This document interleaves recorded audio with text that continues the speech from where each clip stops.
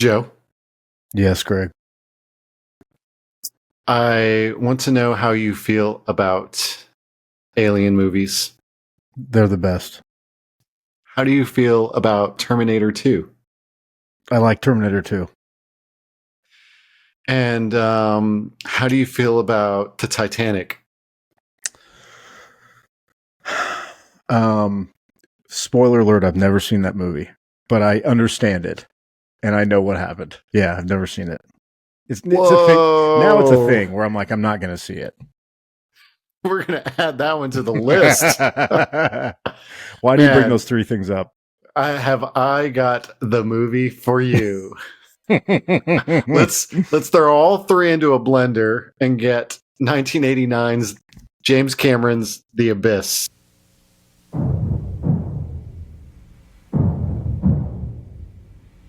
It began 2 years ago in an unfinished nuclear power plant. It became one of the most challenging motion pictures ever made. And on August 9th, the most original adventure of the summer will begin at theaters everywhere. From James Cameron, the writer and director of The Terminator and Aliens, comes The Abyss.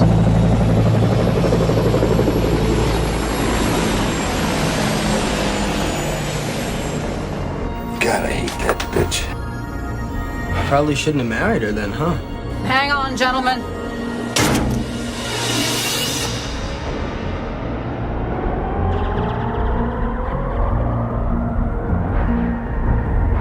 Here's a bottomless pit, baby. 2.5 miles straight down.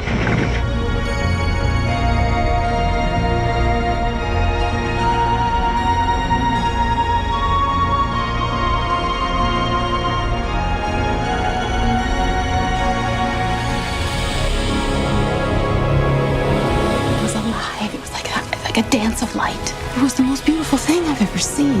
I don't think they mean us any harm. I don't know how I know that.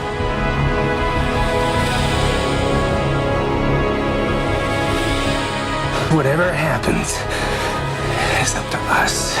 That guy scares me more than anything that's down there. But we all see what we want to see. Coffee looks and he sees hate and fear. You have to look with better eyes than that.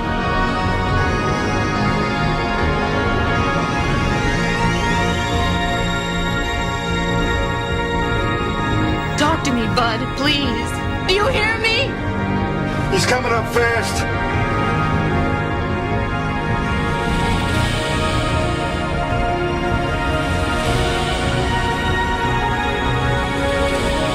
I need to know if you're okay.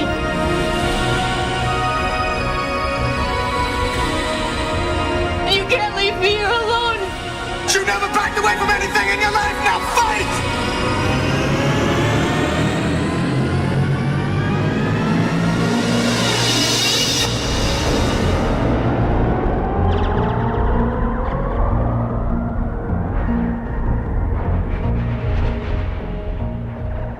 The Abyss. That's right. Well, welcome into the Prime Cut Podcast, a movie discussion show aimed at recommending deep cuts, flawed gems, and forgotten masterpieces. Greg, you're right.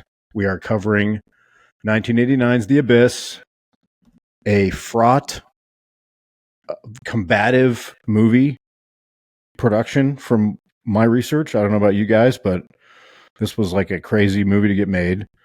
It stars Ed Harris, Mary Elizabeth Mastrantonio, Michael Biehn, and that's kind of it for the cast, which we're going to talk about.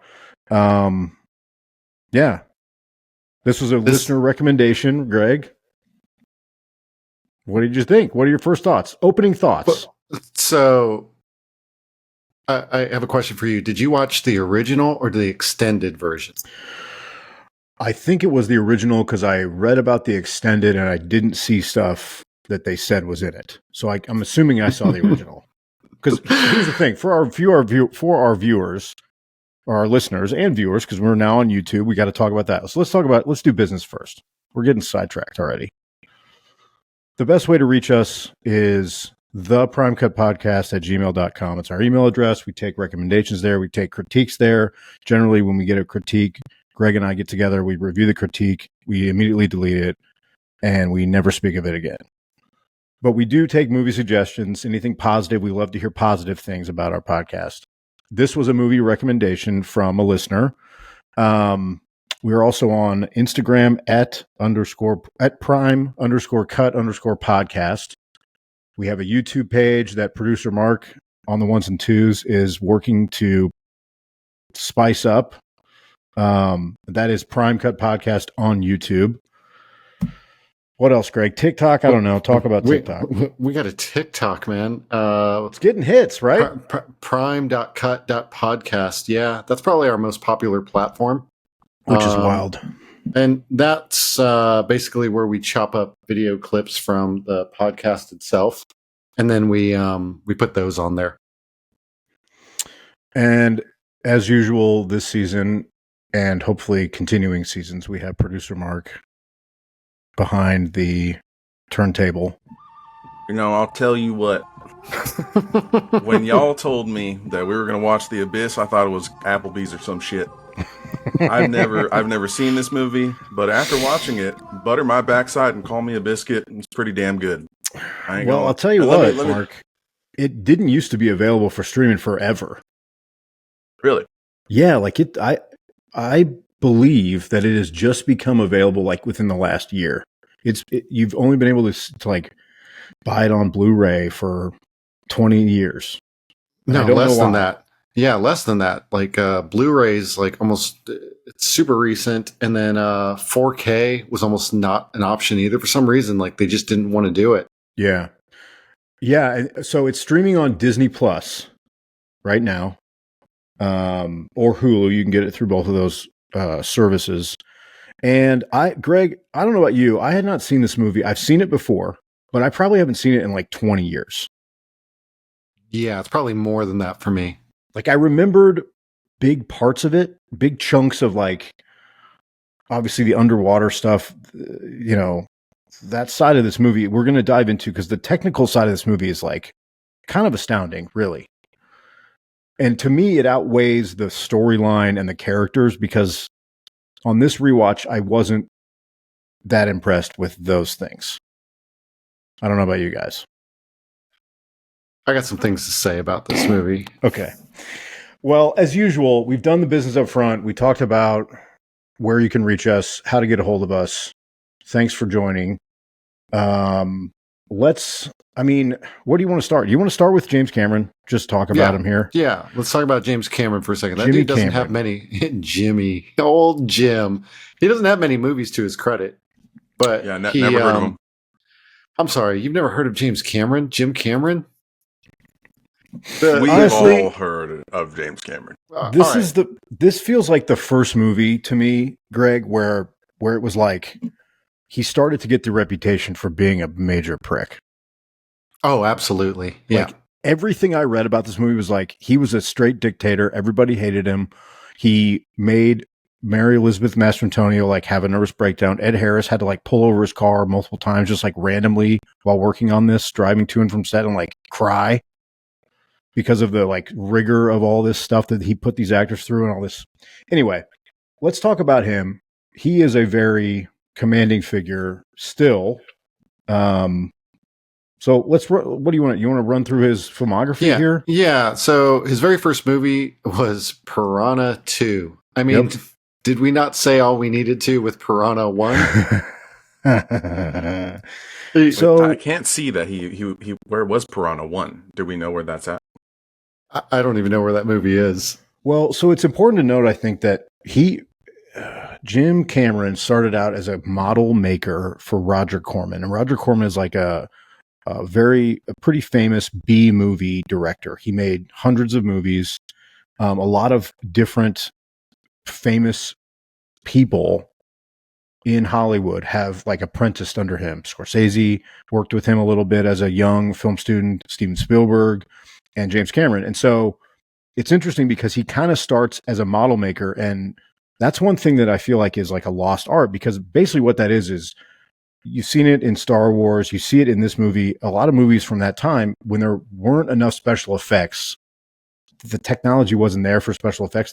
How they made these things look fantastical was by making models of them and shooting them on different scales, right? And so he started with that, which is probably why he has such a strong technical ability, because that's really where his background lies. And you're right, his first movie is like a complete dud, Piranha 2, but it was like he gets to make this movie, and I think he was like in his early 20s or something. He was very young when he did this, which is pretty crazy. He follows that up with The Terminator, which is the original Terminator. And for me, I've always thought of that movie as a horror movie. It doesn't necessarily feel like sci-fi necessarily. I'll tell you this, Greg, it's my favorite of all of his movies. Wow. Terminator. You like saying a lot. That's crazy. So then he did Aliens, and of the Aliens franchise, it's probably the one I like the most. I think it's also Paul and I talked about this a lot. It's hard to say that it's better than Alien because it doesn't exist without Alien, and it's a different kind of movie than Alien. Alien is like a stalker, tension-filled thriller horror movie, and Aliens is like a war movie, but it's incredible. But it's got Bill Paxton. Yeah, it's got Bill Paxton and Michael Biehn, who's also in this movie. Oh, I didn't remember Michael Biehn was in that one. I just remember Bill Paxton going, "What are those Corporal things, Hicks, man?" Corporal Hicks. Biehn seemed to be a favorite of Cameron. Yeah, he after is. This movie, it seemed. So then he does The Abyss, 1989, and then after we talk about that, we'll talk about how he was almost like shunned in a lot of ways. He got in hot water, but then he follows that up with that monster Terminator 2, which was inescapable when that came out because the special effects were just, no one had ever seen anything like that before. Right. He hits us with True Lies. We've talked about that briefly. Then he comes back with another mega blockbuster, The Titanic. Yep. And then he kind of does some documentaries, underwater documentaries about the Titanic. He does one about just like being on the ocean floor, Aliens of the Deep. And then he doesn't do anything for a little while, and then he comes back and hits us with Avatar. So the space between Titanic and Avatar was 1997 Titanic. Avatar was 2009. Then, what is that, 2022, he comes out with another Avatar. Mm-hmm. And when I was looking at his upcoming movies, he's got Avatar Fire and Ash, Avatar 4, and Avatar 5, which I'm guessing those are just tentative names until they land on something they're actually going to name it. Yeah, and so there's so much to unpack there. I think that the one through line through all of his movies seems to be technical prowess. He's an incredibly gifted storyteller from a special effects technique standpoint, I think. I also think that at times when he does things that when he writes stuff, it's not as good. Except for Terminator, which was just like super stripped down, and he did a great job with that. Again, I prefer that to 2. I know that blasphemes a lot of people. Sorry. I think it's way better. We can litigate that, Greg, if you'd like anytime. I'm happy to go to battle for Terminator 1. But one thing I think we got to bring up with respect to The Abyss is the Titanic, the break between Titanic and Avatar. When you talked about he does all of this documentary work, and most of it is dealing with deep sea diving and just like the wonders of the sea. It seems like he gets that itch in The Abyss when he's making The Abyss.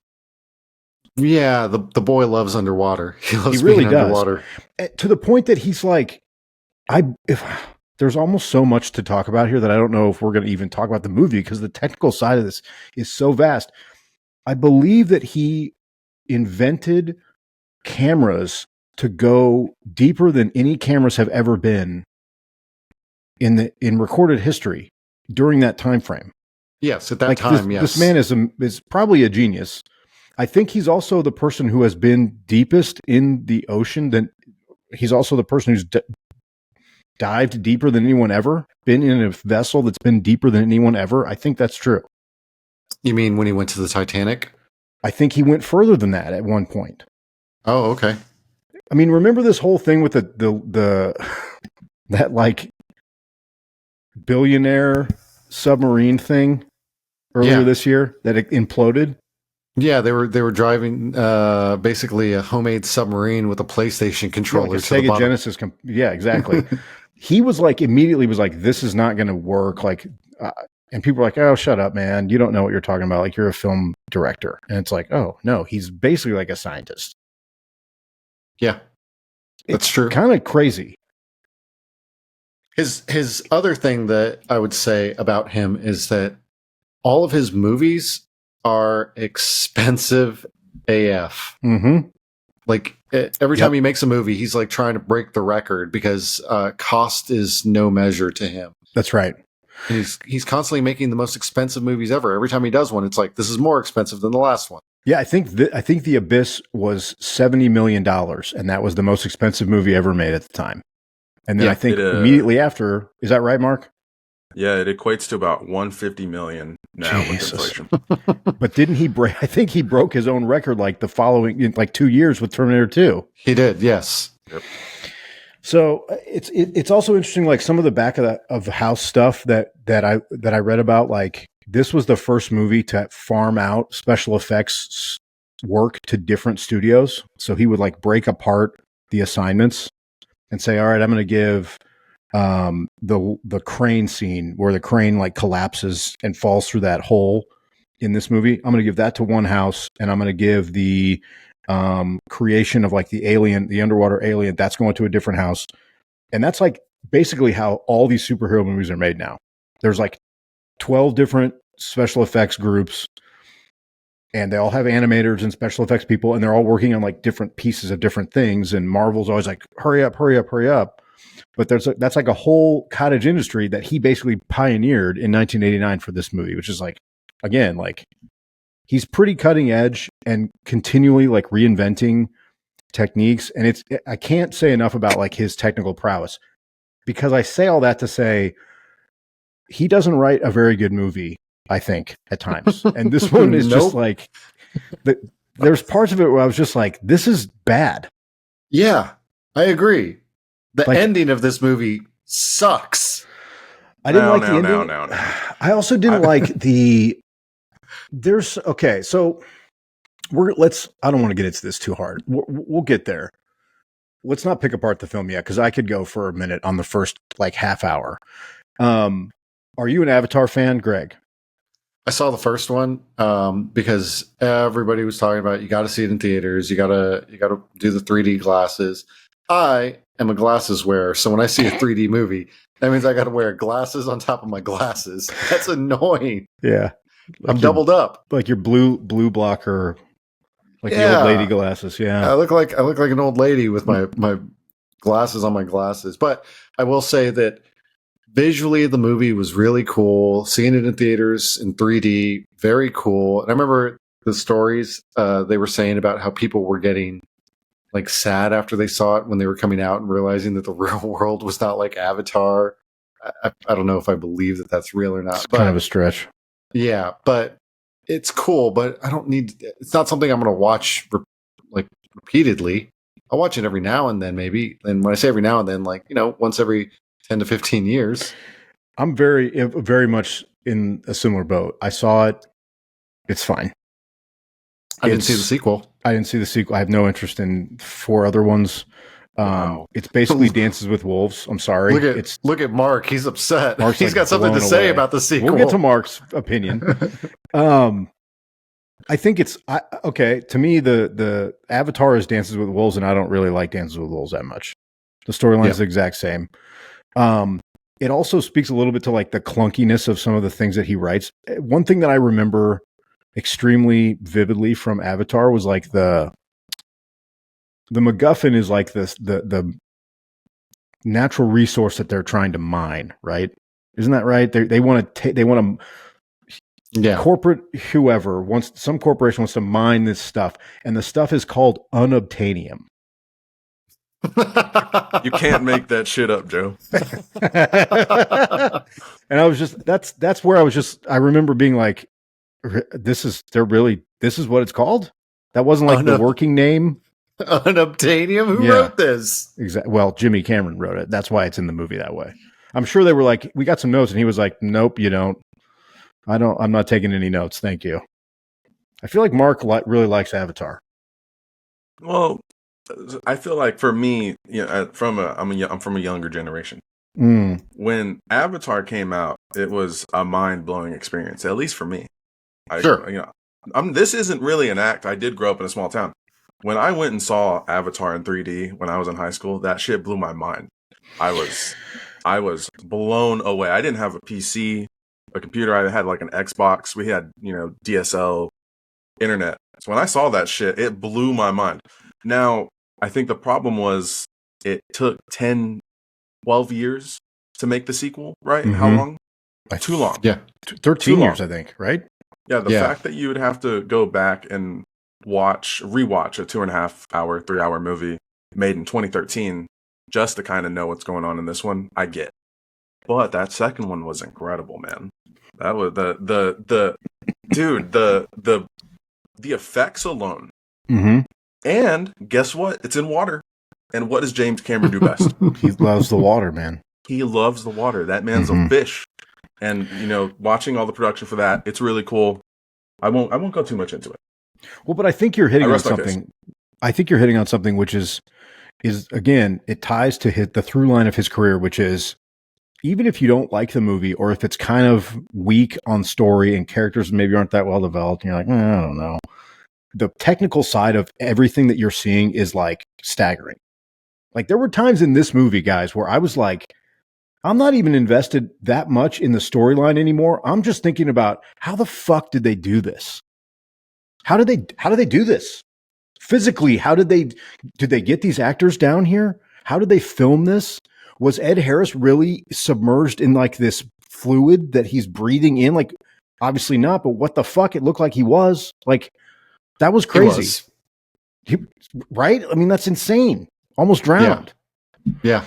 So that side of things, I think, is really, you just can't underline it, underscore it, highlight it enough, is that is his like number one strength. That's the thing that he's the best at.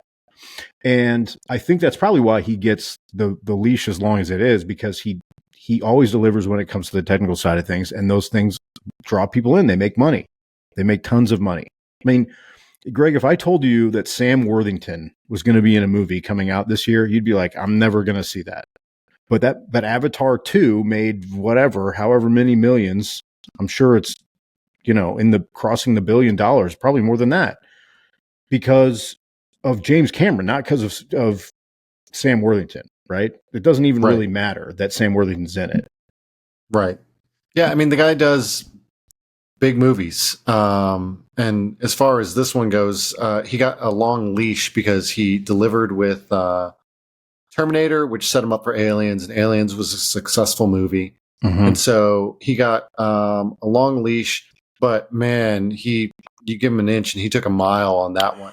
He went way over budget on this movie. And at one point, like they were pushing back the movie, its release date, because James wasn't done with the editing process.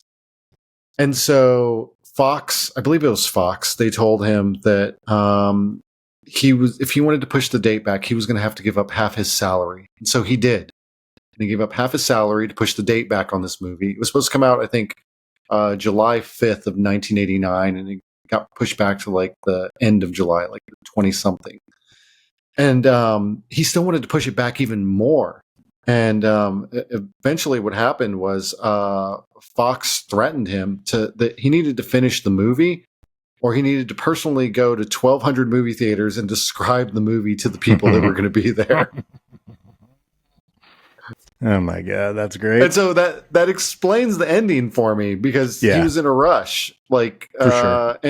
And they made him chop it up, because originally it was the extended version is what he wanted to release.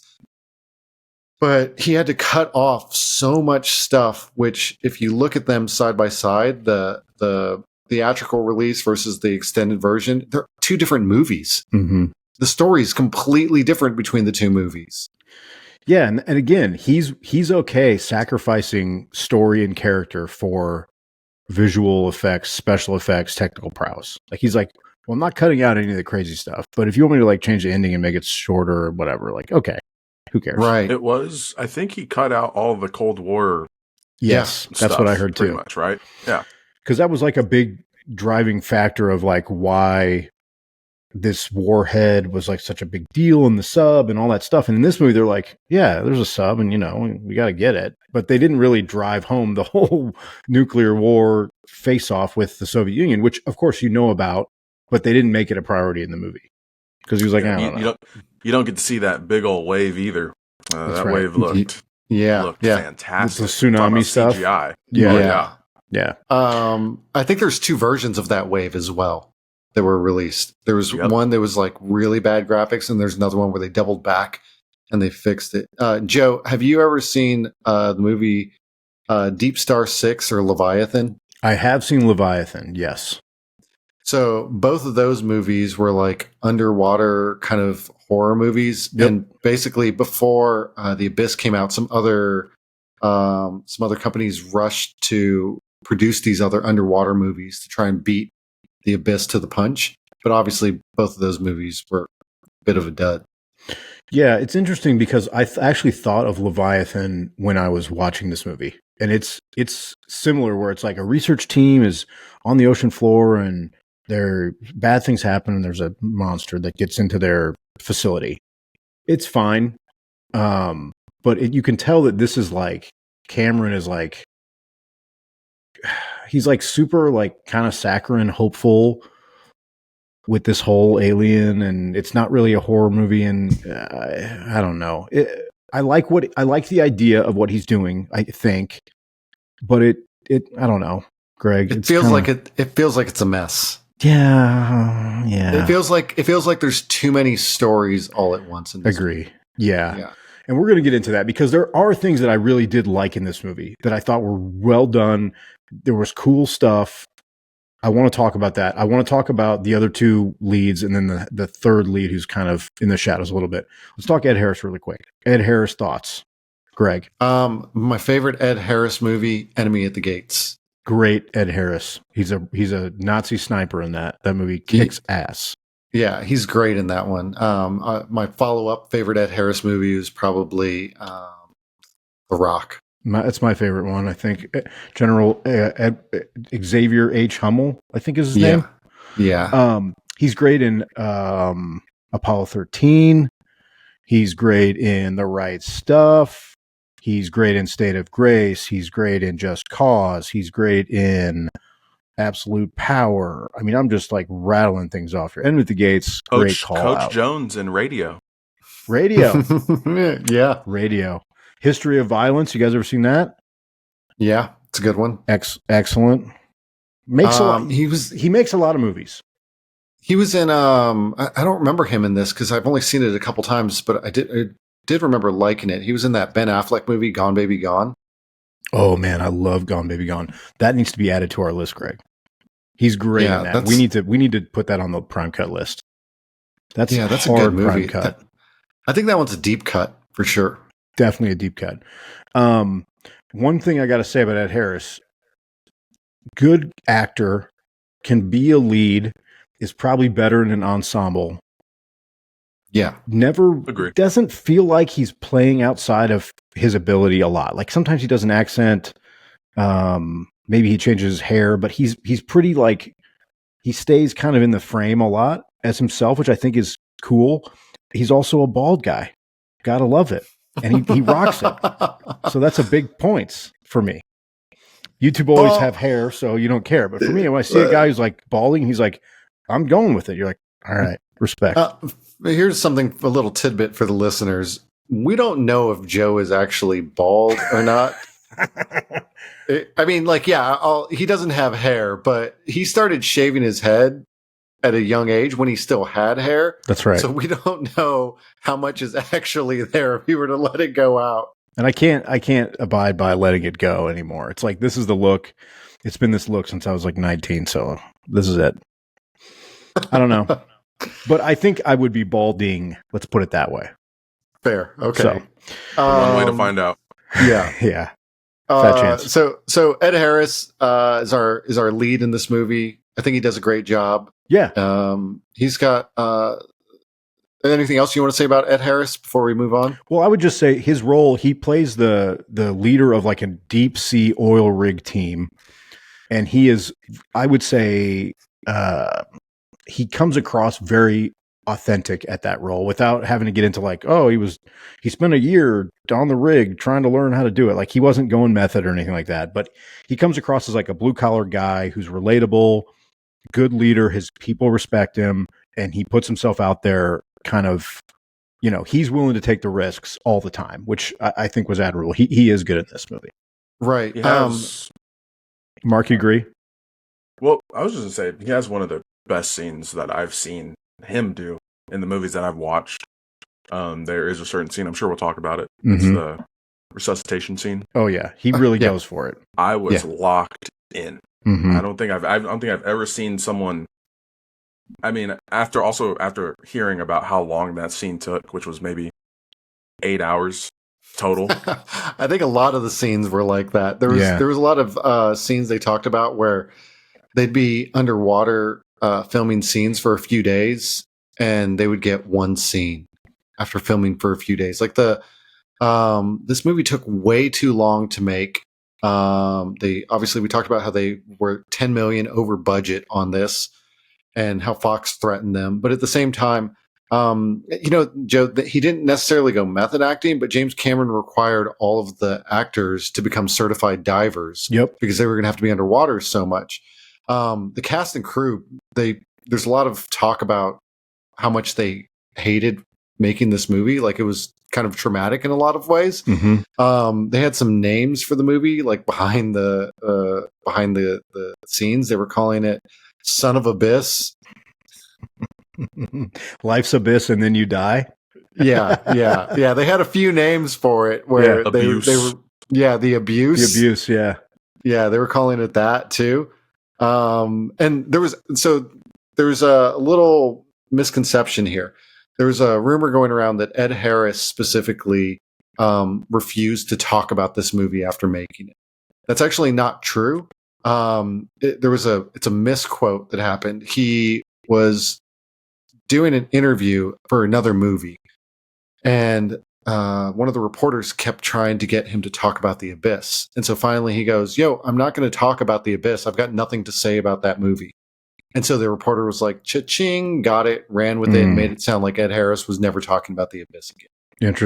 Interesting. Yeah. He was the most accomplished of the actors at diving, from what I read. Near professional level of capabilities by the time they were done filming because of all the training and all the time he spent underwater and all that stuff, which is really scary, honestly. And he was at that level, and the dude almost died. More than once. Yeah. The main one I read about was that in one of the scenes where he was swimming underwater, he needed oxygen, and there were supposed to be people on standby to bring him oxygen. And one of the guys didn't show up, and so someone else came and brought him oxygen, but he handed him the breather upside down, and so he got half water, half oxygen. So he thought that it just needed to be purged, so he did it again. Got the same thing. The dude was in that moment about to die. Drown. Yep. And finally someone else realized what was going on because they couldn't talk to each other underwater. And so someone else realized what was going on, ran over, pushed the other guy out of the way, and gave him the oxygen the right way up. Which is crazy. Insane. And almost died on the movie. Yeah, it's just, this movie is staggering when it comes to that. So he's really good in this. His co-star, his main foil is Mary Elizabeth Mastrantonio, who I think is really good. I'm a fan of hers. Yeah, she's good. I like a few movies that she's done. She was in Scarface. Oh yeah, Gina. She was in Robin Hood. Bad Robin Hood. That's Thief. bad. Stop. Yeah, it's really don't even do it's it. Bad. It's don't do bad. it. Stop it. Kevin Costner's Costner bad in it. He's bad. Costner, it's cool, he uses he uses an English accent for like part of it. and then he like ditches it because he was like, it's too hard, guys. I He can't do does. it. I can't He do does. it. It's all, wait, weren't you from England? What happened to your accent? Alan Rickman, though, rules in that movie. So Alan Rickman was so good in that one that they cut out scenes from it because he was like overshadowing You're Kevin stealing Costner. this movie, yeah. Yeah. And so, yeah. I like that movie. That's a fun movie. But she was also in a couple others that I really like. She was in The Color of Money. Love. We got to do That's that too, Greg. That's Anytime. a banger. That's a banger. And she was in Perfect Storm. Yeah, and she is really Perfect Storm and this character I think are very similar, where she is like a very how would you say it? I don't know, super accomplished professional woman in a room full of men, but yet she is just as capable, if not more capable. They hate her. They hate her. Oh, even they hate even her husband hates her. Her husband, she's married to Ed Harrison. He hates her. Yes. They hate her, but also, I just got to say this. It feels like she's very similar to Sigourney Weaver in Aliens because she's kind of blaspheming here, dude. They make her this badass in the movie and like you said, in a room full of men. Yeah, but so okay. Counterpoint. I think her character. I agree with you in that. I don't think her character earns that in this movie. Wherein, in Alien specifically, Ripley is like the most logical, but she's not in charge. Sigourney Weaver's character, she's not in charge. She's like a lieutenant, right? She's not the captain. She's the smartest. She's more capable than all these other idiots. And then in Aliens, she's the only one who's like, I know what this thing is. I know what these aliens can do. You all Paul Reiser and you corporate hacks, you guys don't get it.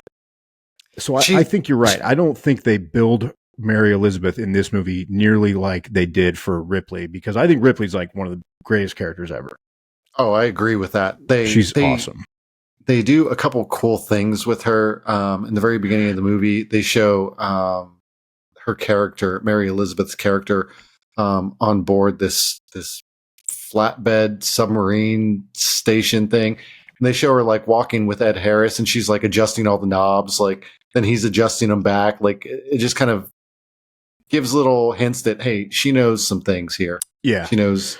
And then later on in the movie, and we'll discuss it when they get trapped in the submarine, it was her idea how to escape. Right? Yeah, she Ed Harris makes some sacrifices. She makes some big sacrifices, but she seems to be like just as able to do everything as he is, which is cool. Yeah. She's good in this too. I think she's good. So we've got those two, Ed Harris, Mary Elizabeth. We've got Michael Biehn. We've talked about him before. Love Biehn. Yeah, he's great. He was in Terminator. He was in Tombstone as Johnny Ringo. Should have been in more stuff. Yeah, he's great in everything he's been in. He's really fucking nuts in this movie, dude. He's cool in this movie. He sells it. He does sell it. He's good. He's very twitchy. And we'll get to why, because I had forgotten that the whole thing, his affliction in this movie, I forgot about that. I knew he was weird, but I didn't remember why until I saw it. I was like, oh, okay, he's all fucked up. All right. Other than that, there's only one other person of note. Cabin Boy? Kimberly. No. Oh, Kimberly Scott. She plays Lisa One Night Stand. Yeah, one of the oil rig characters. Never seen her in anything. You called her out a couple of things. Yeah, she's been in a few things that you might have seen before. I'm going through her list right now. She was in Falling Down. She was in Batman and Robin. She was in Batman Forever. What was she in those movies? Who was she in Batman and Robin and Batman Forever? Let's find out recurring quick. Right? I mean, she was in both of them, right? Yeah. She played observatory assistant. Oh my God. I expected you to say something cool, but okay. No, but they give her a cowboy hat. They make her like from Texas, and they make her like. That's right. That's right. Here's the deal. This is Mark's favorite character in the movie. Here's the deal, That's Greg. right. Here's the deal about this, and I'm glad you brought this very peripheral character up, because I think it highlights something that we need to talk about. So this character's name is Lisa Standing, isn't that right? Or Lisa Stander? One night stand. Well, what's her full name? One night. Lisa Standing. Okay, so they call her One Night. Yes, but they never tell you, the audience, why. Nope. You have no idea. I didn't know until you told me just now. Oh, her name's Standing. So I guess what I'm trying to point out is this movie does not do a good job of getting you rapport with the team at all. Really. Nope. And part of that is they don't cast anyone who I've ever seen. The casting is not good. I've never seen any of these people before or since, and I watch a lot of movies. So the whole team. So let's set this up really quick. There is a nuclear sub that comes into contact with something crazy, some sort of ethereal being or something that cuts their power, and they plummet to the depths of the ocean floor, effectively killing everyone on board. Right. That's your cold open to this movie. Then you're immediately thrust into this operation to try and retrieve this sub, because on its its contents are nuclear warheads. So we got to get these bogeys or missiles. I don't know, whatever the term is. I think bogeys are bad guy planes, but anyway. And then they basically thrust this team. So Ed Harris is in charge of this oil drilling team. Hold on. Okay. I just have to say, this story is done a second time in Armageddon. It is so eerily familiar. Yeah. It's Armageddon. It's Armageddon. Just on the moon or the sun or whatever the fuck the asteroid is. An asteroid. Yeah. This one, it was like, cast Bruce Willis throwing Ben Affleck. I don't want to close my eyes. Yep. Bad Aerosmith song. Most Aerosmith songs are bad. Little Liv Tyler. And you've got Armageddon underwater. That's what this is. It is. Oil riggers going to save us. It's the oil rig thing, because they're like, hey, we got to get these blue collar guys. They're used to being down underwater on these deployments. They can handle all this machinery. They can take our Navy SEAL team led by Michael Biehn down and get these warheads and safely shuttle them off. Okay, great. The problem is I don't know any of these team people, so I don't have any ties to the characters or the actors, which is fine, right? You don't need to do that. It would be great if I recognize someone, but I don't. Okay. So you would think that the script would be really great at like introducing these people and getting some rapport going with them, you and the audience, the team members with each other, and it doesn't. They try like some bad, very terrible jokes early on, Greg. I didn't even write them down. They were so bad. Like right out the rip, this movie hates women. Oh yeah. Yeah. They call Mary Elizabeth characters a bitch. Immediately. They call the hurricane that's above on the water a female name that's a bitch. Like, yeah, a lot of misogyny very early, but it was just like these jokes are stupid. I don't care about any of these people. Right. First line is literally when they talk about Lindsay. God, I hate that bitch. That's what a crazy thing to say. Right, exactly. Cold opening on this character. Do I hate her too? How am I supposed to feel? Right. And basically they hate her because she's like good at her job, is what I got from it. Like she's competent, so they're like, oh, she sucks. As it goes. Yeah. So the thing that this movie does well is it immediately puts the characters in positions of peril right away, and then oftentimes the peril is compounded by something, and I think that's really interesting how he does this. He does a good job of like, okay, at one time there's a hurricane on the surface, and they're trying to get this. There's a big crane that they have basically suspended on this barge. and it goes all the way down, and they call it deep core. Deep core is the name of the drilling, I don't know, housing unit that's basically on the surface of the ocean floor. And so that's where Ed Harris's team is. It's like a movable thing. They drag it with a barge underwater. It's again, super complex. I've never seen anything like this before or since, honestly. Like, it is kind of crazy how they got this machinery to work.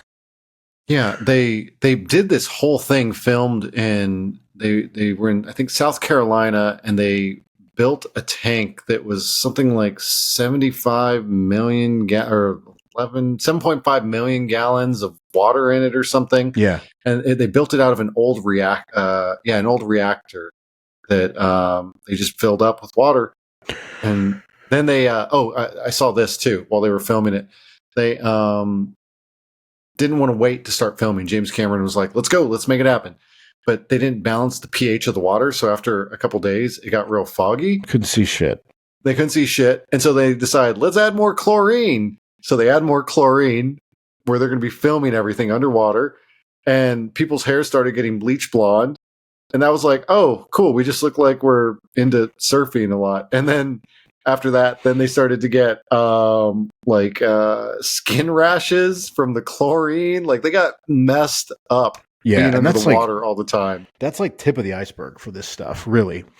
Yeah. So the first set piece where the crane collapses was where I was like, oh shit, this is incredible.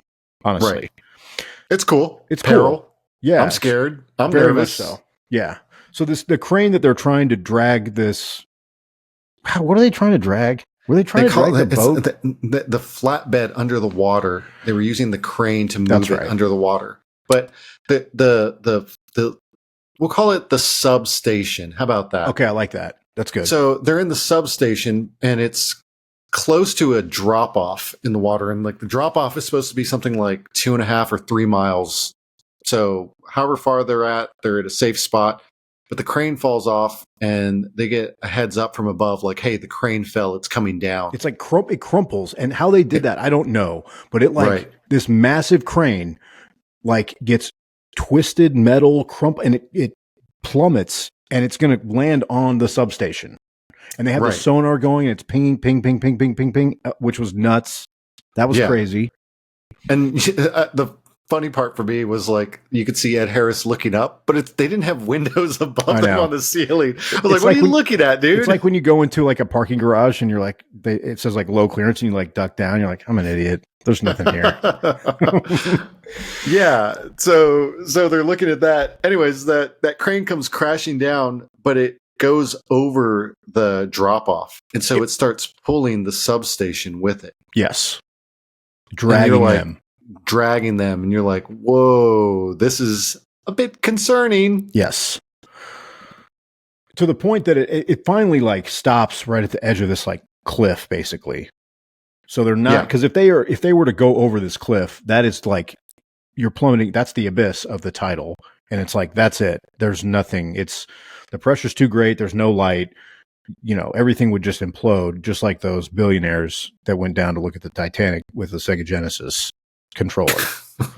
So that scene is incredible. But then the next scene, so you think, okay, I just got like a huge adrenaline spike because of this one scene. He's gonna bring me back down to normal. No, he's not gonna do that. What he does next is the substation starts to flood. Yeah. Which is always harrowing. And I'm a big sub movie guy, Greg, you know this.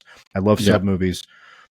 You always got to have some compartments flooding, and you got to have guys shutting the compartment off. Man, you should see the Titanic. I can't. Man, we got a movie for you, bud. I can't see that now. I know what happens. You got to. No, you don't. There's a love story in that movie. Well, so all right, let's get back on track, Greg. Jesus. See, now I don't know where it was. So now we got to lock in. Oh yeah. Well, okay. Well, here's the other thing that goes down with this. They have the crane crash. It pulls it over to the edge, and at one point they decide to like go to the submarine to go search it. for the warheads or whatever. Yeah. Okay. And so they go search it.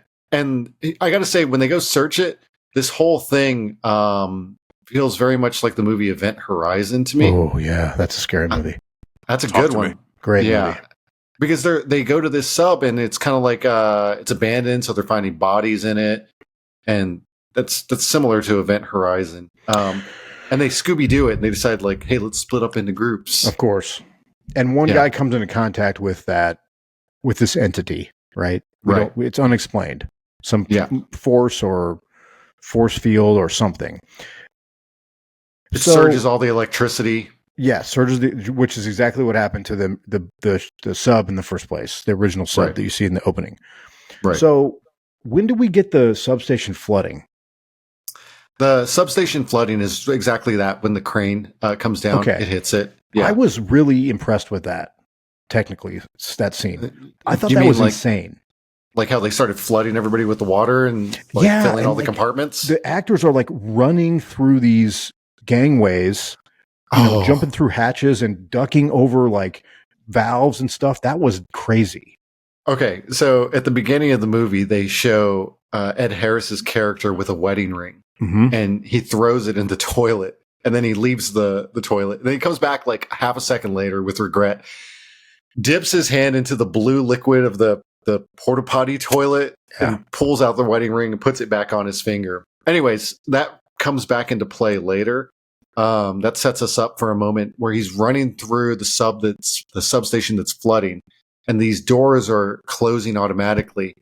He sticks his hand in the door, and that wedding ring stops the door from closing because it pinches his fingers, but the wedding ring saves. I just want to know, like, what is that wedding ring made out of? Adamantium? Unobtainium? I mean, it'd have to be Unobtainium. That's probably it. That's got to be the most indestructible wedding ring of all time. Yeah, I mean, that was a little bit like, all right, I don't know. We're telegraphing a lot here, Jimmy, with that being like a motif. That's the whole thing. But that scene I thought was nuts, where they're like, and again, like, so they have the hatches, which we're used to seeing with the big wheel door. But then there's also like these hydraulic sliding doors where he tries to save these guys, some of his team at one point, and he can't get to the hydraulics because they're on the inside of the door, so they drown. Then he's running through and he gets caught where the scene you're talking about where he's pinching the door open. He's telling his team that's coming to get him, cut the hydraulics because the door is trying to close. They cut the hydraulics and then they can pry the door open while all this water is rushing around them. It's just like insane set piece action stuff. Very, very good. I love how they decided, what would be worse than drowning? How about being on fire? How about if we combine the two? Yeah, you get that. Let's do both. I know. And there's like fires everywhere. I'm like, yo, can we pick a lane here? Yeah, and it just speaks to like the insanity to me of like the people that do this stuff that have anything to do with. I mean, I think the sea really like kind of fascinates me, but it also terrifies me. Right. And this movie doesn't help. No, like if you're claustrophobic, you're going to feel it in this. And they pile on, like I think you nailed it earlier when you said they pile on the dilemmas, the peril. So we've got multiple perils happening. We've got the sub that crashed. We've got the weird entities that are glowing in the water. We've got the crane that crashes. We got fire. We got flooding. And then when it all calms down, they go, well, that crane had the line to the surface, and that's how we were getting air. So now we've got 12 hours of air left. That's right. And we can't talk to them. No, we can't talk to them. And all I could think about in this situation was like, because we would see them outside in these little submersive, like single person submarines. I was like, why don't you just take those to the surface and call it good? Seems like it'd be pretty easy, right? Yeah. But I guess that would mean that they would be giving up on retrieving these warheads, which is the whole point of Michael Biehn's team being there. Right. So let's talk about Biehn's character and his affliction, because that's, I think, a key part of this. Right. So he's like the SEAL guy that they send down with his team. Yep. He's the leader of the SEALs. Is that right? That's what I gathered. Yep. Yeah. They don't officially say it. Again, a little shoddy on the character development. Yeah, and they're I don't know. This wouldn't. I think maybe. Look, I'm a layman. I don't know, but the SEALs to me are like a combat force, right? Right. They are tier 1 operators who are used. They're not like engineers. No. Why would you send them to do this? I don't get why you would. Doesn't the Navy have like engineers, literally, like people that are like, oh, we can do. I don't know. You'd be like sending Marines down there. Like, okay. I think they said it at the beginning that they when Ed Harris was approached by it, he says like, don't you have some people that could do this? They're too far away by the time okay they get here. Okay. So you're the reason that we've got to send people down. Interesting. Okay. All right. So there's you get a quick, I don't remember what this physical, I don't know, reaction to pressure was called, but there is they call it, it has an acronym. I think it begins with an N. I don't remember what it's called. Equalizing. I think that's what they called it. Okay. Yeah. Equalization and high pressure nervous syndrome. Yeah. Right. And so at one point, Mary Elizabeth says to that, she's going in with the SEALs. So they're on the surface in this recovery boat, and they're going to go down to the substation below the surface. And she's like, hey guys, like, be careful with this high pressure nervous system stuff. And they're like, easy lady, we're SEALs. Like we don't have any time for your shit. We know how to handle this. And she's like, okay, like it causes paranoia and shaking, and they hate her. They hate her immediately. And within 30 seconds, it cuts to Biehn, and his hand is like trembling. You're like, uh-oh, here we go. Yeah. So it turns out that he has he is afflicted with this, and it makes him insane, basically. It makes him a wackadoodle. Yeah. And at one point, Mary Elizabeth's character goes out into the water in a dive suit here, and she runs into like the glowing lights. Yes. And she comes back and to the ship and the substation to explain to them what she saw. And again, this is where the plot, it's like we've got so many story arcs all going at once. Yep. That it becomes a little like, okay, wait. So we got the nukes, we've got the peril of the oxygen, we've got the substation, we got a hurricane, we got aliens, like love story. A love story? Definitely a love story, yeah. There's a lot going on here. Well, they don't believe her. No, she comes back and she's trying to explain it, and they don't believe her. It's basically like a futuristic fleshlight of some sort with a flashlight on it. Yeah. And then we see like some bigger ones show up or whatever. She tries to get close to it. This is absolutely a poor choice for her to make. It's like, I want to get close to this thing as it's glowing in the light. Yeah, and so that becomes so Bihn's character gets fixated on this, and he's like, we got to destroy them. He thinks it's the Russians. Yes. And so he wants to arm the nuke. Yeah, because they recover the warhead, and he's like, let's arm it, and we're going to blow them up. Yeah, he gets all pressure sick and goes all AWOL on all these guys. Well, second warhead of this season, by the way. Under Siege had a couple warheads. Oh yeah, this look movie at has Mark a couple warheads. Pulling this out. It goes back to how heavy are those warheads. You see him struggling down the hall. He's got it in his hand. That's right. At least 200 pounds, 250 pounds. Yeah, we know that because of Under Siege. Do you think you could swim with a warhead? Well, no, there's no way. You would sink to the bottom. Man. I don't know. Do you think you could swim with a 200-pound warhead? No. But I'm thinking, like, didn't they have that little thing with them, the little jet thing? Yeah. Maybe they hooked it up or something. Little Geek, they called it. Yeah. So I do want to comment quickly on this part where Biehn basically riles up the other SEALs. There's a couple other SEAls.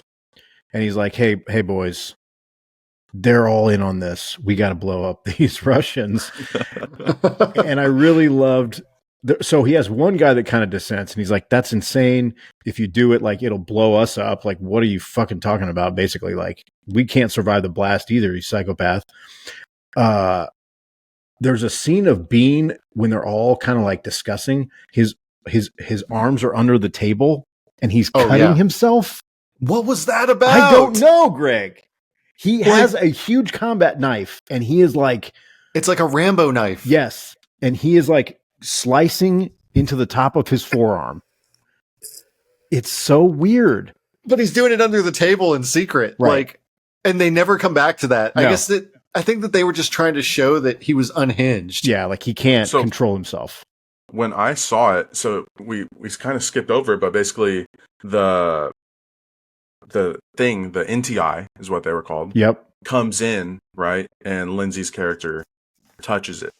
Oh my God. And licks it, by the way. She you Weird. meet an NTI and you stick your finger through its head and then you'd like taste it, like you'd taste like pizza sauce. Listen, people, listeners. Is that salt? Is that sea salt? At some point in your life, maybe you come in contact with an alien. I want you all to put this in your mind. Greg says the last thing you should do is lick its forehead.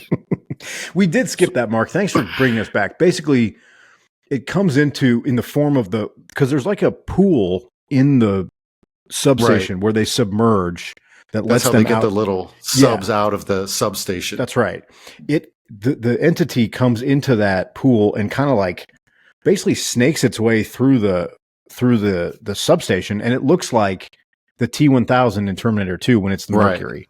This is the predecessor, or I'm sorry, you're right, predecessor, to the T-1000. Yep, and it's like you can tell that Cameron, like we'll switch off the plot for a second. You can tell that Cameron finds these things throughout his career where he's like, oh, I really like doing this. I'm going to do it again in another way. I'm going to use the same, like there's one scene where this entity comes up and it basically hovers in front of, it's like a big tube of water.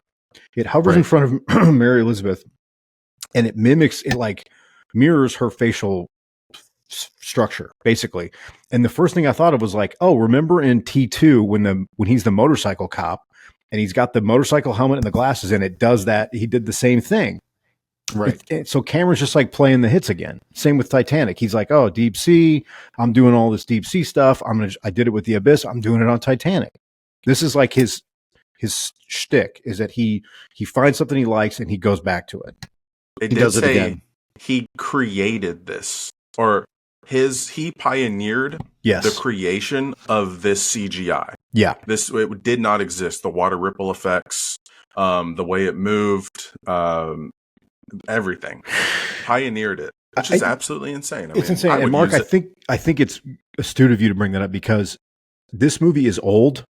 Obviously, it's 1989. This is an older film. It looks pretty great still. Holds up. They holds up. The graphics, like they're not like top shelf by today's standards, but they hold up. They don't look bad. No, and there's parts of it that you're like, okay, the ship, the alien ship at the end, you're like, But for the most part, the water stuff to me is just like, it's pretty good still. Which is, I mean, how much further ahead he was of everybody. It's pretty incredible. So that little entity that comes in, it's like poking around the ship and it's like slithering its way around and it finds Michael Biehn playing with the warhead over there. And it sees what he's doing. And this is relevant to the extended version versus the unextended version. Unextended version, the theatrical version, this matters almost nothing because they don't recall this. And the extended version, this finds that they have warheads and that they're obsessed with war. And that plays into the story, which is a completely different movie than what you see in the theatrical version. Anyways, Biehn closes one of those doors on it and cuts it in half. It's just like water splashes on the ground. So I thought when that happened, the next scene is them kind of talking, I guess, about like what the hell, and that's where he's cutting his arm. I thought he was gonna be like, oh, it attacked me. It's interesting. Bad. I thought that's what they were gonna go with. And then, like you said, Joe, they never talk about it. Yeah, they just drop it. He's just seems unnecessary. It's crazy, I guess. And maybe they were bringing it up because they wanted to show you his knife because that becomes part of a action scene later where his knife is pretty prominent. I don't know. Basically, Biehn takes over the ship at this point. Pretty much. And he locks people in different rooms. Craig, I got to say something. Yeah. Okay. He does. You're right. He takes over the ship. Did you notice that he gets the one, his buddy, the one SEAL that he convinces to like join him? They're arming up and they put the silencers on the MAC-10s and they're putting the magazines in. And the next scene, that guy has a bandana tied around his head. I saw that. I was like, what? Like He didn't before. But he's like, hey, we're going into action. I got to put this Rambo bandana on. It's time, baby. I've been waiting to suit up. Oh, man. Very small thing, but I definitely laughed. I caught that and I was like, what is going on here? All right, bro. Get your bandana. But you're right. He divides the ship, basically. He divides them. He puts them in different rooms with different hatches. Right. Which takes us back to the dilemma thing again, which is really cool. How it's like they got to figure out how to take the ship back, but they're all split up. How do they do this, Greg? So Ed Harris decides he's going to swim under one of those pools to a different hatch with air, and he's just going to kind of leapfrog his way across the substation underneath it in the water. Okay. And so he does this with no diving gear. I got to ask, wouldn't it be like negative 100 degrees? Yeah, it would be freezing. Die. So I think that they said in the movie at one point that I looked it up and I think that temperature was like definitely below freezing at that depth where they were at. It had to be. They're so hundreds of feet freezing. Below the surface. Yeah, I mean, just with them in real life, snap out of the movie, they were freezing making the movie because in that pool it was freezing cold, and that wasn't really the actual depth as to what they were saying they were in the movie. Yeah, because when he started to do it, he's like, "I'm going to swim to the other hatch." Yeah, and I was like, "Is he going to go out into the ocean with no gear on, barefoot, like free skin dive?" Yeah, at the bottom of the ocean, on at the bottom of the ocean. Yeah. And he did, and it was like, no big deal. They were like, oh, it's going to be cold. Right. I was like, come on, you'd be fucking bring a jacket. Might be a little chilly. So he sneaks into Michael Bihn's area, and Michael Bihn's just contemplating, going crazy. Do you know? He's like pulling that chain. Yeah. He was like pulling that chain, the ratcheted chain. That was all he was doing. Weird. He was just sitting there, just being a wackadoodle. Mm-hmm. Anyways, so we get Ed Harris tries to sneak up on him, and I think they're watching him. The other guys his buddies are watching him on camera. They're like, "What are you doing?" Yep, that's got a big pipe. I'm just saying, in this moment, I don't think that he went about this the best way. No. How would you go about it, Greg? How would you attack someone from a Navy SEAL from behind? Listen, I'm just saying that if you jump on his back and you get your legs wrapped around him, that's 4 points, baby. And 4 points. 4 points. That's right. 4 points, and then the match is over. Yeah. If the time runs out and you're still on the back, you slap win. your chest, point up to the sky, rip your gi open, rip it open. You win, baby. Well, it is interesting because he elects to. He gets like a big pipe. And you're like, oh, he's gonna smack him on the back of the head. He's gonna bonk him, right? But then Biehn has his pistol in the back of his waistband, and Harris decides like, oh, maybe I'll go for the gun, and that's when Biehn realizes him. Which that's he fucked that up. Pretty good action scene though, good fight scene. We get a fight scene here, yeah. They get thrown around in the little substation, mm-hmm. and they have a little pendulum swinging. Yeah, all like a sudden, broken light or something. That was cool. Yeah, all of a sudden there's obstacles in the way. It was really neat. Cameron loves a dilemma. More dilemmas. Yeah. I half expected, if I'm being honest, for there to be like a loose wire of electricity in a pool that they were fighting next to. I thought about it too, man. That light was broken. I was like, this is what's going to happen here. It's not. But they basically they regain control. Yeah. They basically do that fight, and then Michael Biehn. I don't even know his character's name. I don't either. They do a bad job of it. Coffee. Coffee It's- was his name. Yeah, I believe it's. I don't see a coffee on here. Oh shit, maybe it's not Coffee. Yeah. Who is it? We have Monk, DeMarco, Dwight, Shunick, Sonny. Oh, I've got him here. No, yeah, it's Coffee. Catfish. It's Lieutenant Hiram Coffee. That's his name. Okay. Yeah. So he jumps into like one of those mini subs. We forgot. Oh shit, Greg, we forgot. See, there's so much fucking shit going on in here. They rig the little. There's like a little camera fish looking thing. Literally, it's like the size of like a coffee table, I think. And they rig that up. So the point of this tool is that you can send it deeper than human beings could go. It has a camera on it, and it could view things that we couldn't see. Right. The SEALs rig this up with the warhead, with the nuke, and they're like, we're going to send this thing down and blow up the NTI that's down below the in the abyss.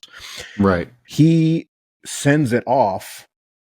That it gets released along with, he's got it tethered to the little sea pod that he jumps in, and so he's out in the ocean, and then Ed Harris puts a diving suit on, and Mary Elizabeth jumps in the other pod, and she's chasing him, and we get like a bumper car chase, basically. Yes, that's yeah. Which Michael is, Biehn again, takes like, off. I don't know how they do it. They take off in a little sub, and they chase him in another sub, and they start crashing like their cars on a city street. Yes, banging into the walls, and I'm like, I got to pause right here. I literally paused the movie in this moment. I go, okay, so we've got aliens. We're running out of oxygen. We've got SEALs with warheads. Hurricane We've got on the surface. Submarine chase. What is this movie about? I know. What is happening? There's a lot going on here. Yeah, and we start to kind of like it's a lot. The story, like any of those things, like maybe take like a couple of them, and you might have a pretty good movie. Armageddon, great movie, one of the best movies ever made. And ooh, don't give me that look. Well, he's a big Aerosmith fan. That's why. Yeah, you love Aerosmith, huh? And you know, I mean, I'll watch anything with Batfleck. I mean, that dude can do no wrong in my eyes. But there's a lot that they go in different directions with this, and I'm like, and they're not really tying it up with the alien thing very well at this point. And totally agree. They had the Cold War thing in the extended version. Yeah, it's almost it's like a lot. Pick it. Is it the aliens? Are we doing the aliens? What's our main problem here? Right. Because if I was there, I'd say, we've got about 3 hours of air left. Why don't we take these little subs to the surface? Yeah. There's just too much going on in this movie, I think. They're from a story basically, perspective. They're doing the absolute most instead of trying to survive. Yeah. And to note, there's an hour left of the movie. Great call, Mark. Exactly. Part. Yes. There's so much left in the movie. How could there be more? Like, we should be wrapping it up pretty soon. This is it. This is last call. Ed Harris just got his. I know we skipped over this. I do want to mention Ed Harris gets his ass beat. Yes, Michael Biehn kicks the shit out of him. Who would have thought? But there's no like, he's turning it around. No, he gets saved. Ed Harris was getting rocked. Yeah, he was taking the worst. He was taking the worst of it for sure. So when basically what we get is they wreck a bunch of times, which to me was like, I would be scared to crash one of these damn things, but I guess they can withstand the pressure. I don't know. Like Michael Bihn's sanity and his t-shirt are hanging on by a thread in this scene. Yeah, his t-shirt is just ripped to shreds, and they keep it that way. Yep. But they eventually get to the point where they're over towards the escarpment, this cliff face. They corral the nuclear bomb, because for a minute that's like it was gone. No, they don't corral it. Fuck, Greg, they don't. No, they do. They don't. They have it with the clamps. They have like an arm that has like a clamp, which is cool. Yeah, like like the old I don't know. You could build like an erector set out of that. That's what it looked like to me. And you could clamp stuff. Yep. So they clamp the rope that the little geek is what that little machine is called. But then it gets torn away during the action, and now it's further down. So they got to get that. Michael Biehn gets pushed over the edge, and his boat, his little ship, He not gets good. Mufasa'd. Yeah, that's right. Yeah, that thing implodes as he falls just down. like the Titanic submarine, the Billionaires. Yeah. So now the dilemma is, okay, we've gotten rid of him. We got to go get this nuke. But they've got Ed and Mary Elizabeth's sub is now starting to take on water. It's leaking, of course. They got a leak. They crashed it, and It's like flooding. it's all messed up. Yeah. And they've moved far away from the substation. Yeah. Of course, he has a suit on. She doesn't have a suit. They try to repair it. Doesn't work.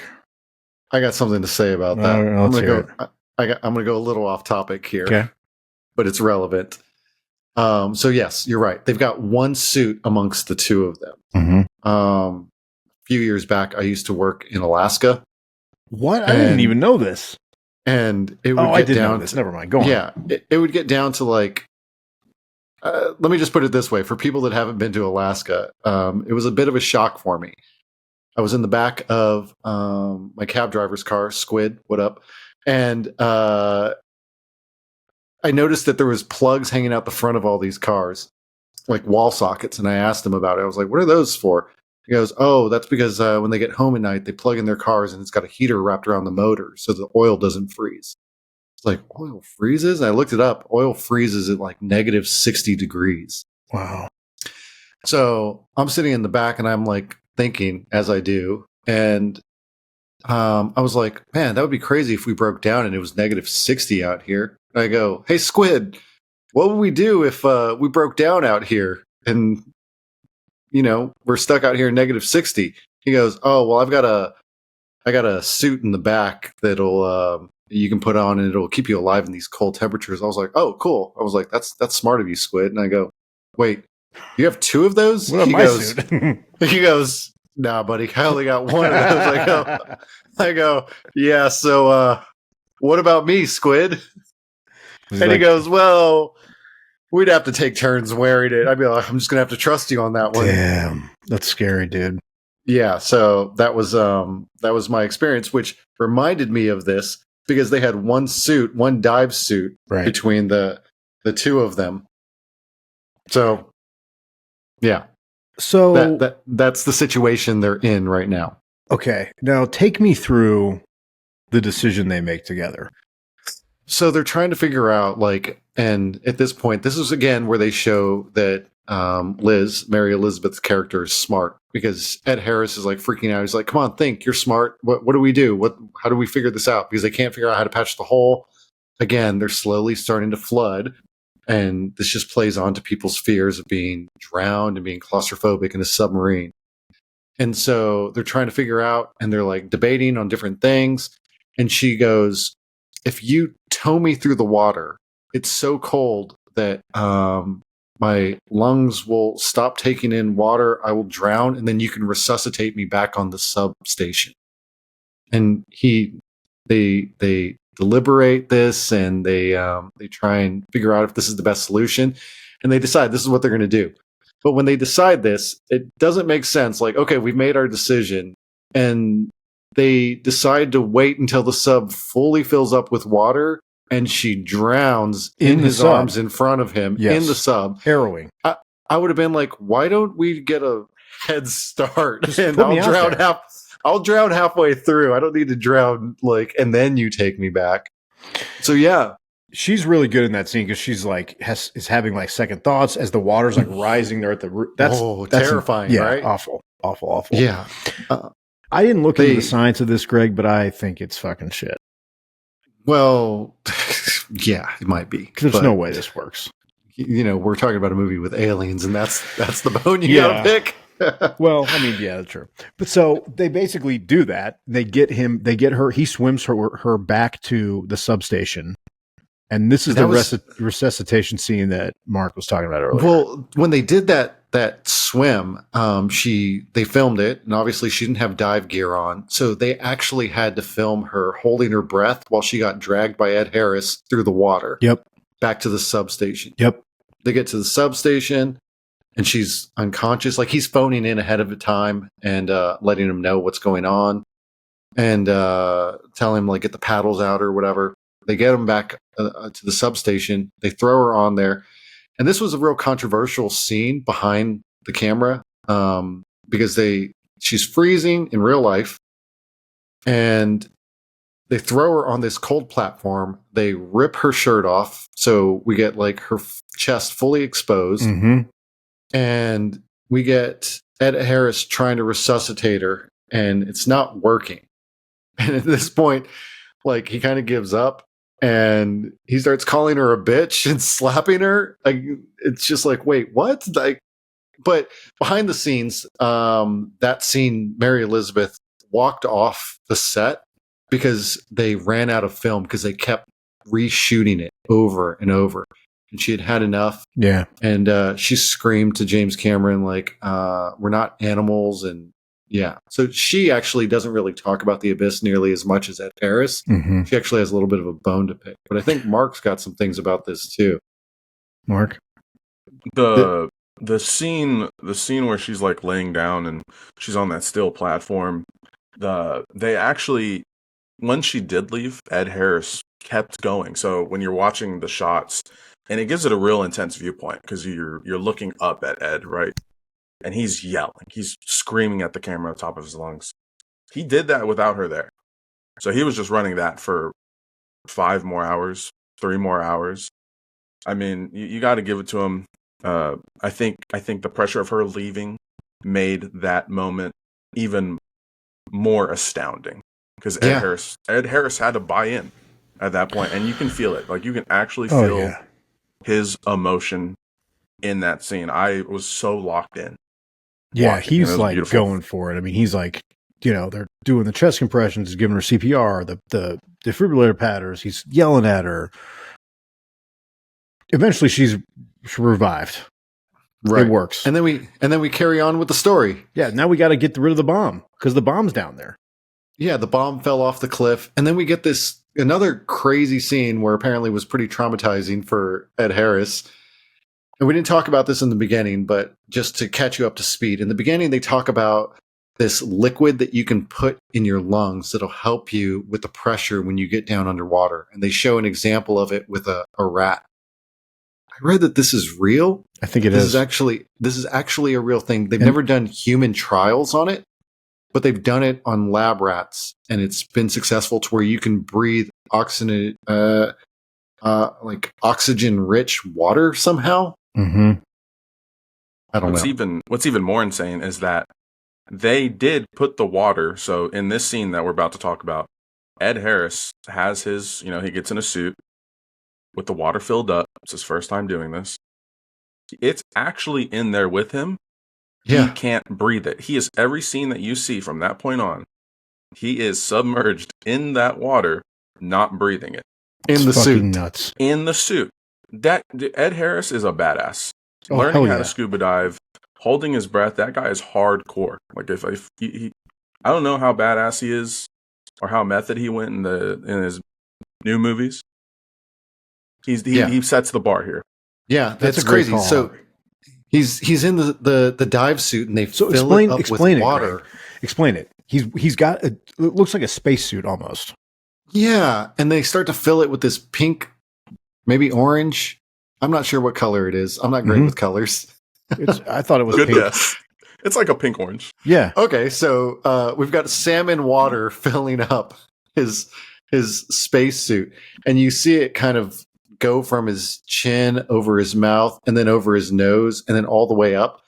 And in the movie, the theory is that he's supposed to breathe in this water and fill his lungs with it.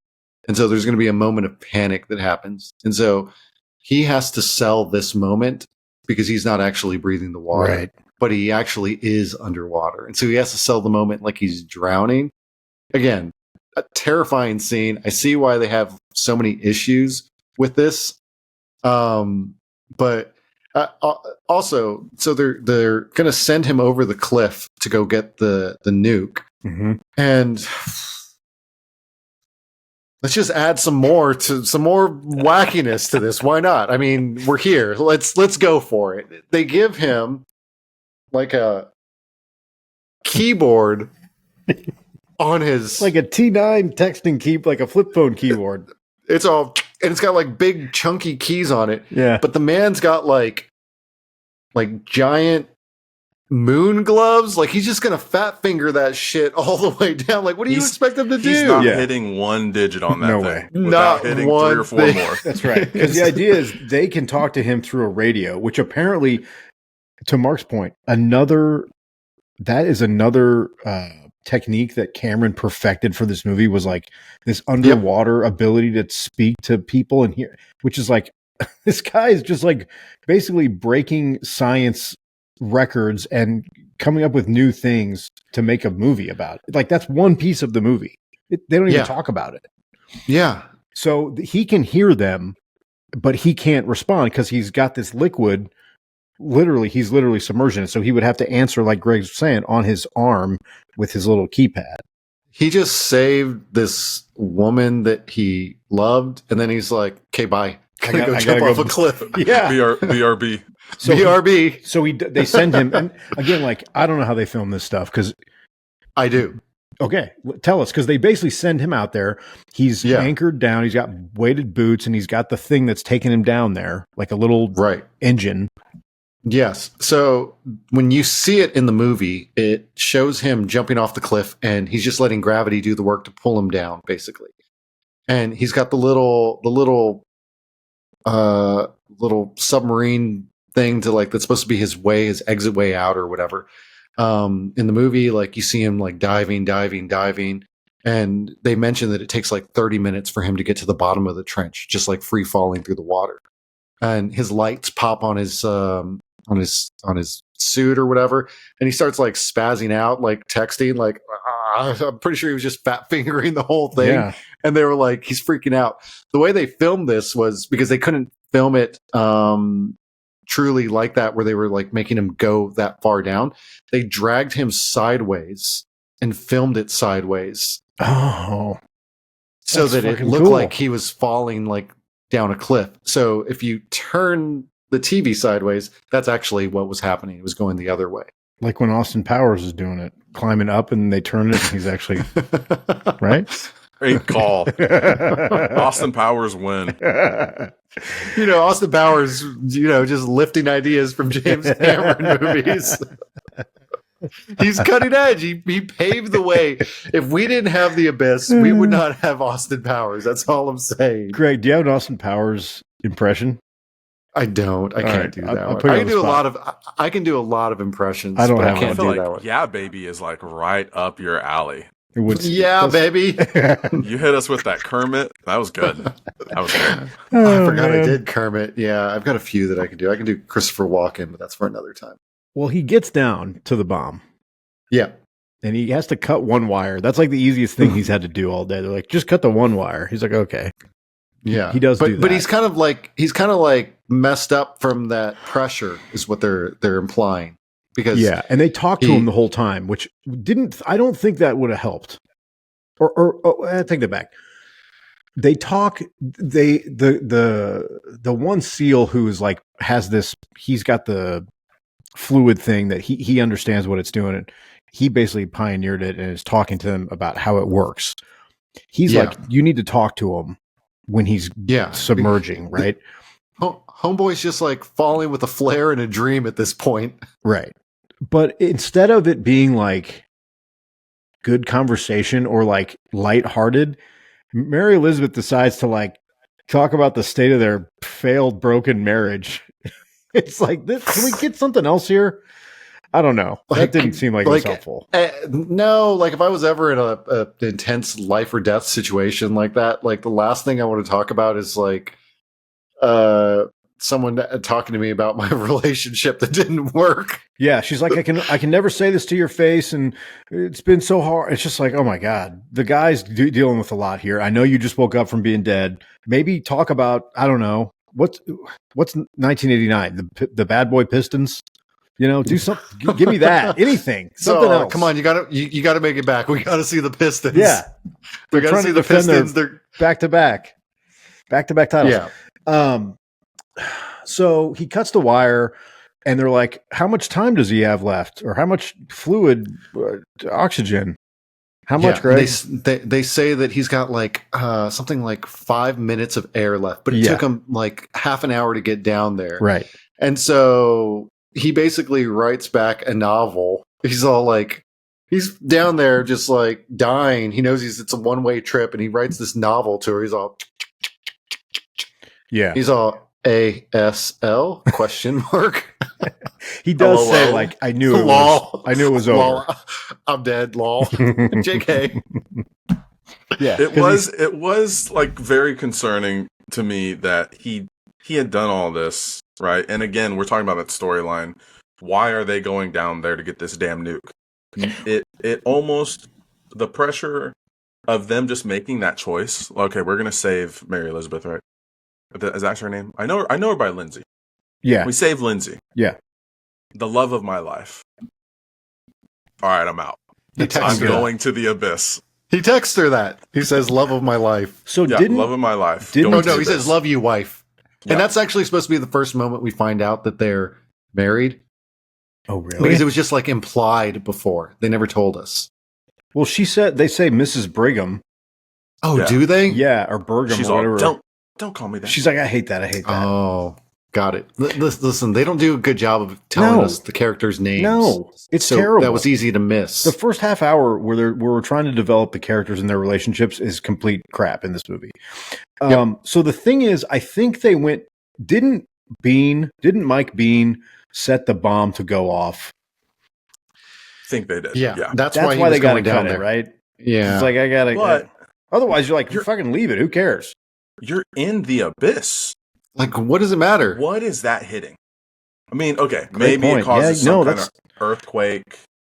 Mark, I you're don't know kind of that. onto I don't know the something, though. science. Isn't the whole point of this is like the abyss is like nothingness? It's like space, let it go. basically. Like, There's what the nothing fuck? down there.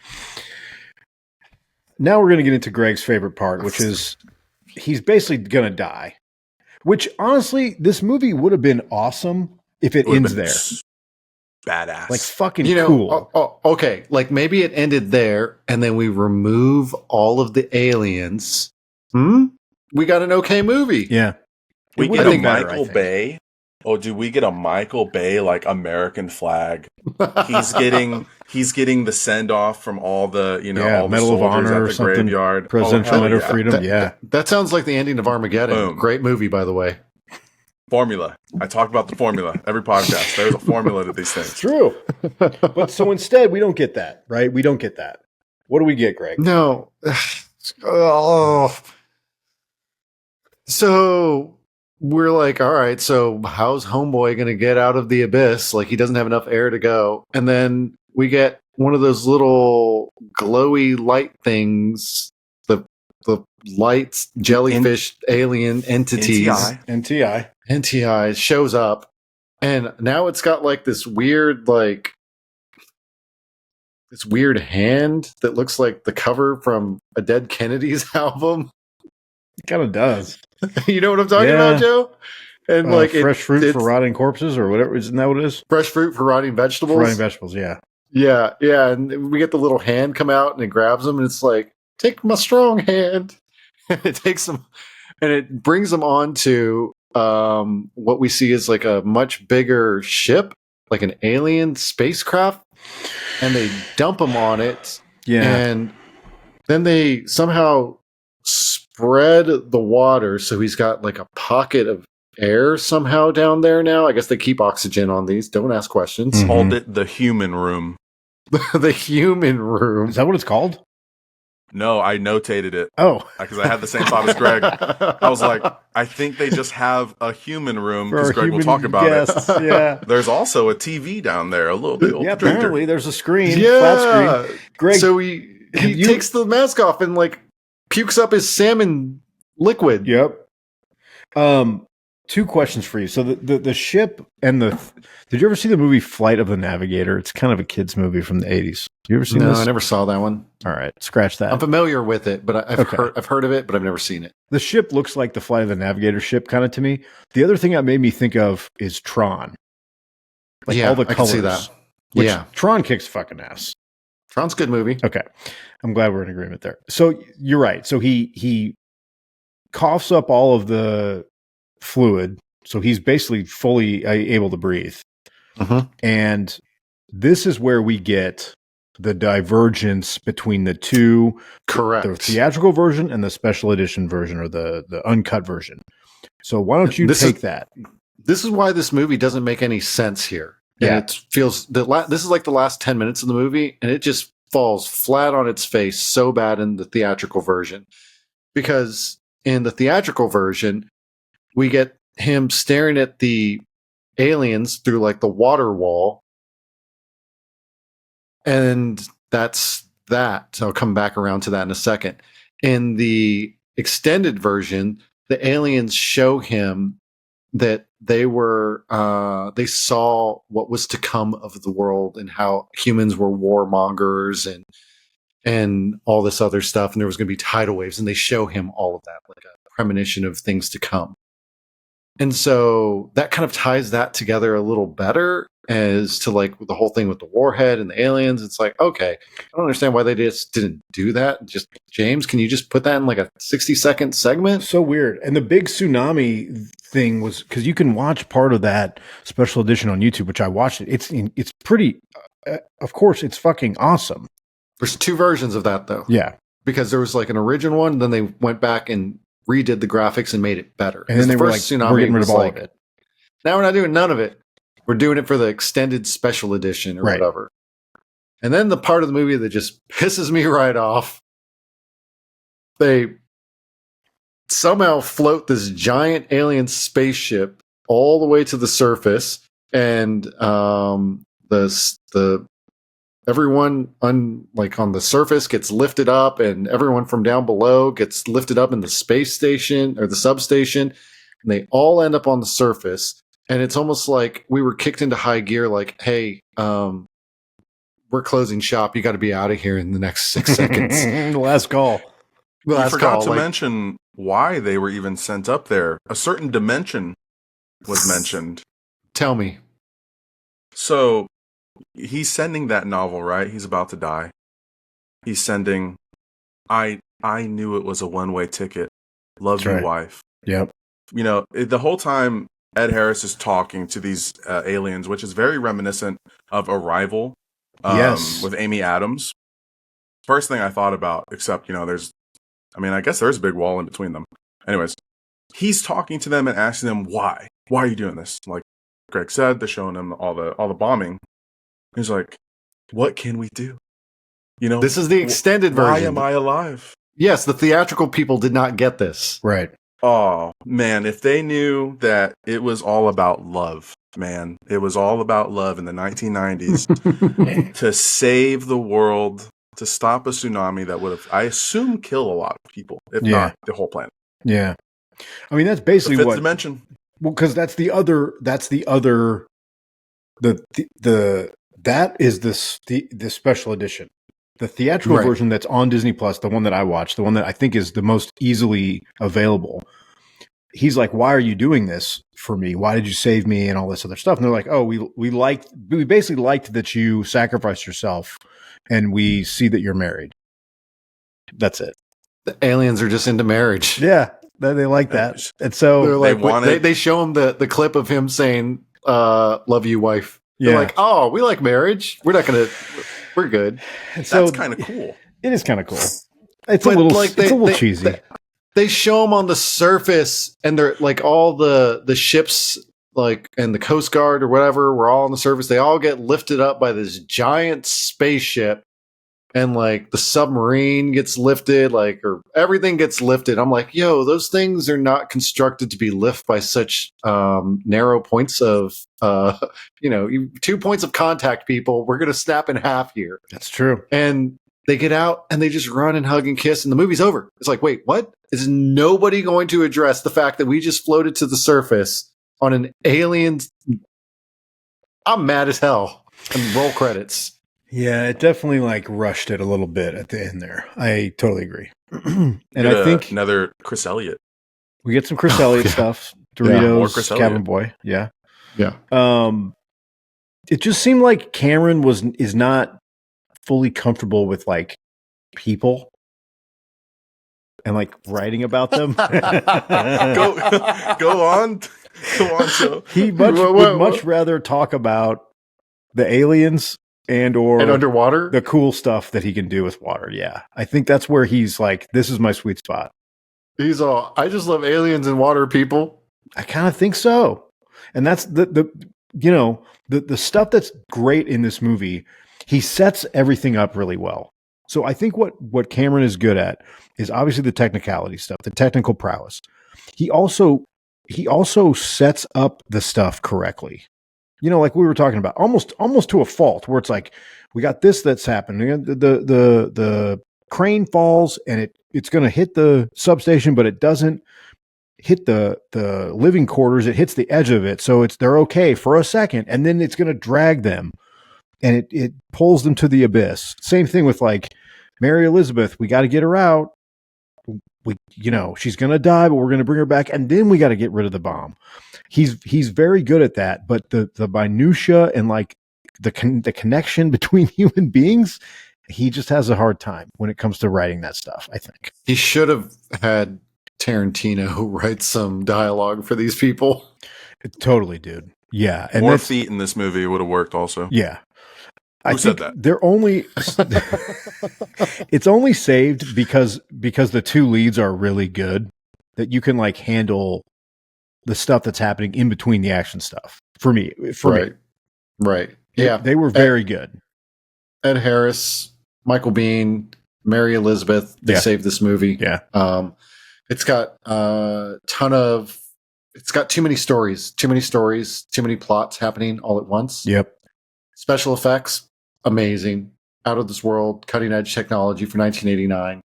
On a 5-star rating, 1989, I give this movie 3.5 stars.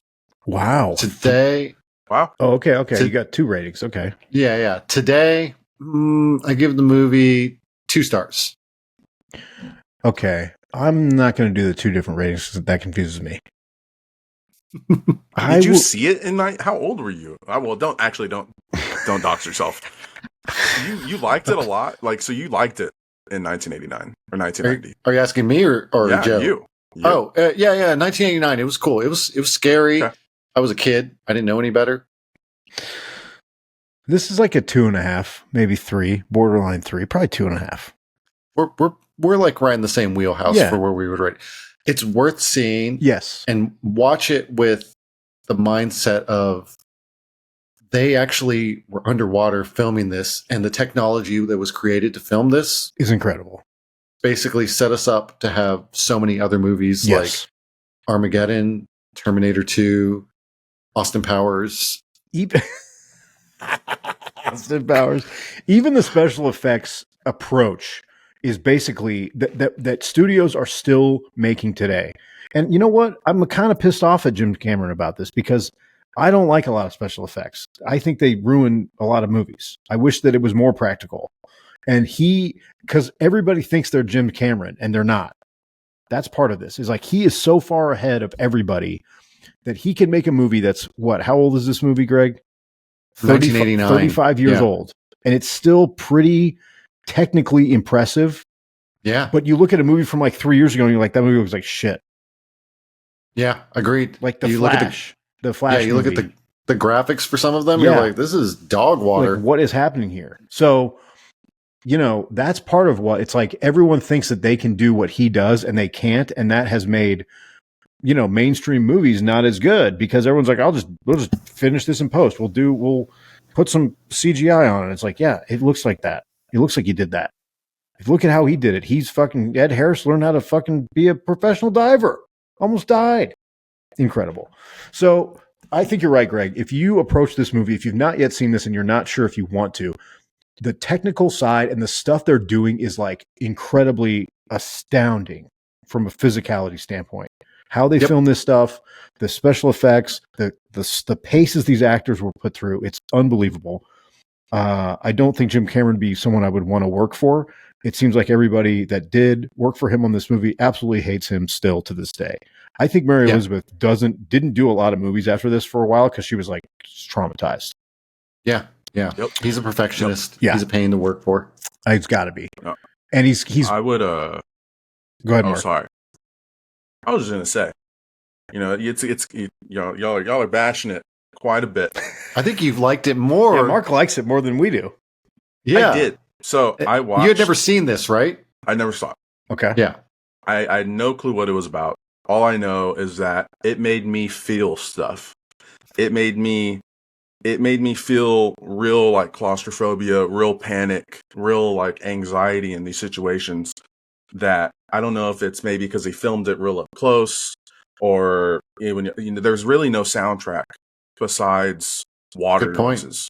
Yeah. So it's really filling in that empty space with what you would actually hear. Now, the movie does start off kind of wishy-washy, but I thought Greg would have given it a high score because it starts off with some dude listening to ska music with his little pet rat. And I was like, oh, dude, Greg is probably leaned up in his chair right now. I guess I was wrong. But what would you rate it? I'm going to go ahead and give it. I saw the 4K, which just came out. He also watched the extended version, Joe. See, which is way better. Oh, dude, if I'm in, I'm in. So the 4K, dude, that was beautiful. The way that movie looks and the way it was remastered now looks absolutely incredible. I give it a 3, close 3.5. It was hard to keep up with, but the way that movie looks is phenomenal. Yeah. And I have to give it extra points for that. You know, Mark, you brought up something interesting. I'm not a claustrophobic person, but when Ed Harris is getting the fluid in his suit, I'm with you where I was like, oh my God, if I was thinking about like having that on me, like I gotta take this thing off. There's a character named Jammer. I think that was his name. Yep. The guy who first sees the NTI. Yep. There's a shot where it's the POV inside his helmet, and you can hear him.